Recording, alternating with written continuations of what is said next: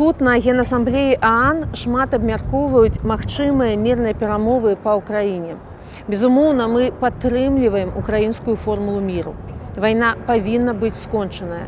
Украіна павінна вярнуць свае тэрыторыі, а вінаватыя панесці адказнасць.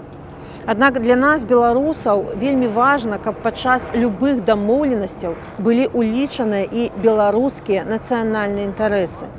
Нельга дапусціць, каб Беларусь стала суцяшальным прызам для Пуціна і быў замацаваны цяперашні статус-кво. Бо без пазітыўных зменаў сітуацыі ў Беларусі любы мір не будзе даўгавечным. Таму тут падчас Генасамблеі ААН мы гаворым пра тое, што расійскія войскі павінны быць выведзены не толькі з тэрыторыі Украіны, але і з тэрыторыі Беларусі, таксама як і расійская ядзерная зброя.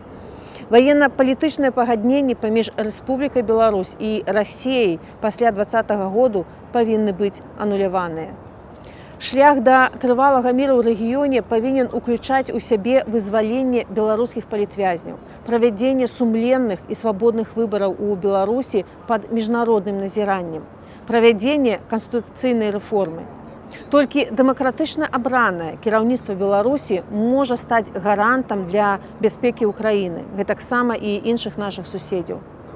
Гэта наша пазіцыя і нашыя чаканні, якія мы агучаем падчас Генасамблеі.